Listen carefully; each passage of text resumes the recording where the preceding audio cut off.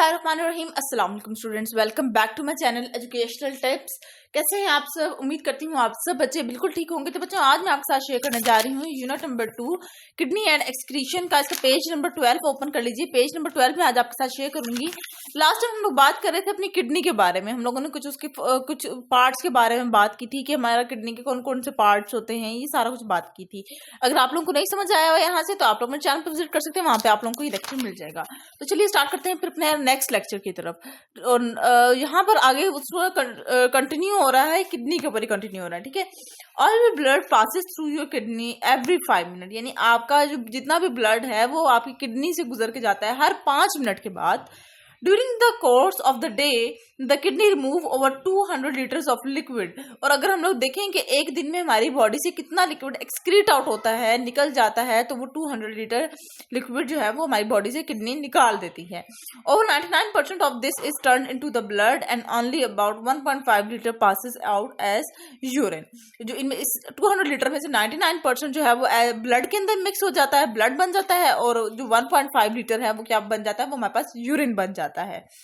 Carrying all the waste substances with it. और इस urine के अंदर जितने भी हमारी बॉडी के अंदर वेस्ट प्रोडक्ट था, जो वेस्ट चीजें थी, ठीक है, जो पानी के अंदर मिक्स होकर बाहर एक्सक्रीट आउट हो सकती थी, ठीक है, वो सारी मिक्स होकर निकल जाती हैं।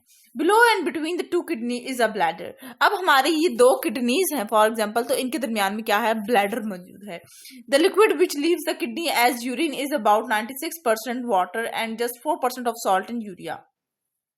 अब वो कह रहे हैं कि ये जो किडनी जो यूरिन बनाती है, इसके अंदर 96% जो होता है ना वो वाटर होता है, ठीक है, और 4% क्या होता है, सॉल्ट होता है और यूरिया मौजूद होता है। Urine runs down the two tubes called ureters. अब ये जो यूरिन है, ठीक है, ये हमारे किस में जाएगा, ये इस ट्यूब सी के अंदर चले जाएगा, जिसका नाम, इस ट्यूब को क्या कहते हैं हम लोग, यूरिथर कहते हैं। From the kidney to the bladder, इस यूरिथर से होते हुए हमारे ब्लैडर के अंदर एंटर हो जाएगा।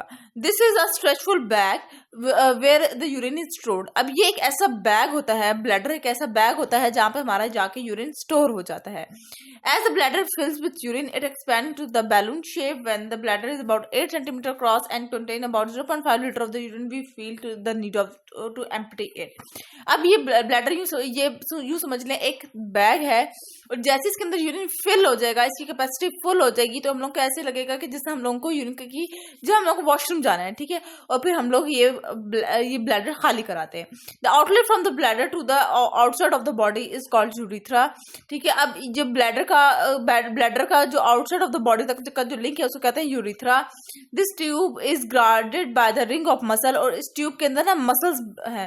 Babies can't control the opening and closing of this muscle ring of muscle, but after about 2 years most people can control the empty of the bladder. अब देखिए, छोटे बच्चे होते हैं, वो उनको पैम्पर लगाया जाता है, डायपर पहनाया जाता है, ठीक है, इसकी वजह क्या है? देखिए बेटा, बच्चे जो है, हम लोग देखिए 1 साल का बच्चा जो होता है, जो बहुत मोस्ट एक्टिव बच्चे होते हैं, वो चलना भी शुरू हो जाते हैं, वो हर चीज सीखना शुरू हो जाते हैं, वो बोलना शुरू हो जाते हैं। तो क्या उन्हें ये सेंस नहीं होता होगा, ठीक है, लेकिन क्या कि उनके जो ब्लैडर है उसके अंदर मसल्स नहीं आए हुए होते, जिसकी वजह से वो कंट्रोल नहीं कर सकते उस ओपनिंग और क्लोजिंग को। ठीक हो गया। How the kidney work. अब हमारी किडनी बेसिकली वर्क कैसे करती है? Each kidney receives blood through a renal artery. Her kidney जो है वो ब्लड कहाँ से ले रही है? बेसिकली रेनल आर्टरी से ले रही है। Inside each kidney the artery divides into capillaries. और फिर ये आर्टरीज फर्दर कैपिलरीज के अंदर डिवाइड हो जाते हैं, which carries blood to over million of tiny structure called Brahmin capsules। और फिर ये कैपिलरीज फर्दर भी आगे ब्लड को कहाँ पे लेके जाती हैं? ब्रोमेन कैप्सूल। वो क्या है? वो बहुत छोटी छोटी सी ट्यूब्स होती हैं। Inside a Bowman capsule the capillary divides again.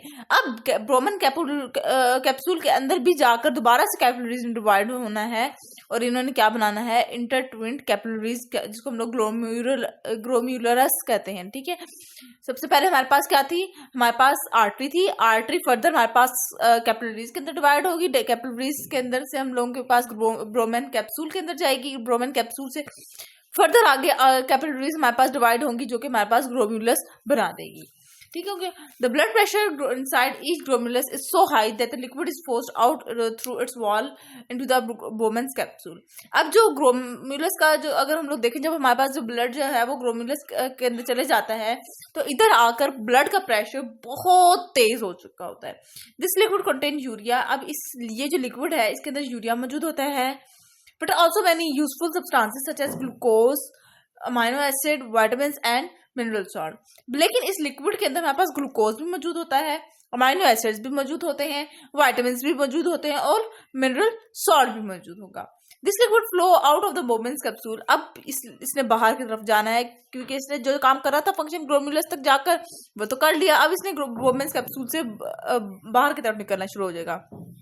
अभी Bowman's capsule into a long coil kidney tubules और नेफ्रॉन्स। इसके बाद फिर ये नेफ्रॉन के अंदर जाएगा बोमेन्स कैप्सूल से होते हुए। Here are the useful substances are absorbed back into the blood stream. The liquid left behind is urine. अब जब ये हमारे पास नेफ्रॉन्स तक जाएगा, नेफ्रॉन क्या करेंगे, वो अपने अंदर जितने भी यूजफुल सब्सटेंसेस हैं, जैसे विटामिन्स हैं, ग्लूकोज है, ठीक है, ये जितने भी यूजफुल सब्सटेंसेस वो अपने अंदर अब्सॉर्ब कर लेंगे नेफ्रॉन, ठीक है। और जो हमारे पास जो अब जो लिक्विड रह जाएगा, जो चीजें अब्सॉर्ब करने के बाद जो लिक्विड रह जाएगा वो हमारे पास हमारा यूरिन बन चुका होता है। The liquid left behind is urine, which consists of urea and unwanted mineral salt dissolved in water. ठीक है, और इस यूरिन के अंदर हमारे पास जो मिनरल हम लोगों को नहीं चाहिए होते वो मिले हुए होते हैं, और हमारे पास अनवांटेड और यूरिया होता है इसके अंदर मिला हुआ। तो urine flows into the ureter to the bladder. और फिर वही जो आपको मैंने पीछे बताया कि वो यूरिथर से होते हुए फिर ब्लैडर के अंदर एंटर होकर फिर हमारे पास हमारे बॉडी से एक्सक्रीट हो जाता है। द एक्सक्रीशन ऑफ यूरिया की बात कर लेते हैं, यानी यूरिया हमारी बॉडी से कैसे निकल रहा है। Carbon dioxide is not only the harmful waste product made inside the body. Carbon dioxide ही नहीं है सिर्फ जो हमारे लिए हार्मफुल है, बल्कि बहुत सी ऐसी चीजें और भी हैं जो हमारे लिए हार्मफुल है। And there is urea. दूसरा जो कार्बन डाइऑक्साइड के साथ जो उसका दूसरा भाई है वो है हमारा यूरिया, ठीक है। Urea which is produced in liver. और ये यूरिया कहाँ पे बन रहा है, हमारे लिवर के अंदर बन रहा है। As you know, the amino acid in protein are needed for body building. अब आपको पता है होगा कि अमाइनो एसिड जो के अंदर हमारे पास प्रोटीन मौजूद होता है, और ये प्रोटीन हमारी बॉडी की ग्रोथ के लिए बहुत इंपॉर्टेंट है, ठीक है। But you don't need all the amino acid that you digest and absorb. लेकिन हमें सारा का सारा अमाइनो एसिड नहीं चाहिए होता, हमें कुछ पोर्शन चाहिए होता है अमाइनो एसिड का। Excess protein can't be stored by the body because they contain substance that would poison you. अब जो एक्स्ट्रा अमाइनो एसिड रह गया, क्योंकि हमारी बॉडी को तो सारा अमाइनो एसिड नहीं चाहिए ना, कुछ जो अमाइनो एसिड रह गया अब उसको हम लोग स्टोर भी नहीं कर सकते प्रोटीन को, ठीक है। रिजल्ट क्यों नहीं स्टोर कर सकते, क्योंकि हमारे पास ये जो प्रोटीन होता है इसकी storage of protein is harmful. ठीक हो गया जी। Excess protein can't be stored by the body because they contain substances that will poison you. They are break down into liver and waste product are carried by the blood into the kidney. फिर ये हमारे liver के अंदर ये जो access amino acid है या access protein है ये हमारे पास हमारी किडनी के अंदर जाकर हमारे लिवर के अंदर ही हमारे ब्रेक डाउन हो जाता है और फिर हमारी किडनी में चले जाता है। The main break down product of protein is urea. और जब हमारे पास प्रोटीन की ब्रेक डाउन होती है तो हमारे पास यूरिया बनता है और फिर उससे यूरिन, ठीक है, वो यूरिन के थ्रू एक्सक्रीट आउट हो जाता है। If you have eaten a lot of protein the amount of urea in your urine increases. अगर आपने प्रोटीन की अमाउंट ज्यादा ली थी तो आपकी यूरिन में यूरिया की अमाउंट भी ज्यादा होगी। Without the excretion of this urea and unwanted mineral salt your body will be poison. और अगर हम लोग अपनी बॉडी से ये एक्सक्रीट आउट ना करें तो हमारी बॉडी जहरीली हो जाएगी और हमें मतलब बहुत सी बीमारियां होती हैं, हमें अजीब सा फील होता है, ठीक है। तो ये था आज का लेक्चर। होप सो आपको आज का लेक्चर समझ आ गया होगा। अगर आज का लेक्चर आप सबको समझ आ गया है तो मेरे चैनल को सब्सक्राइब कर दीजिएगा, वीडियोस को लाइक कर दीजिएगा और साथ साथ बेल आइकन को प्रेस करना मत भूलिएगा। इसी से मिलाने वाली हर लेटेस्ट अपडेट सबसे पहले आप तक पहुंचेगी। मिलती हूँ किसी और वीडियो में। दुआ में याद रखिएगा, अपना ख्याल रखिएगा। जाते जाते चैनल को सब्सक्राइब करना मत भूलिएगा। कमेंट बॉक्स में बताना मत भूलिएगा कि आज का लेक्चर आप सबको कैसा लगा। अल्लाह हाफिज।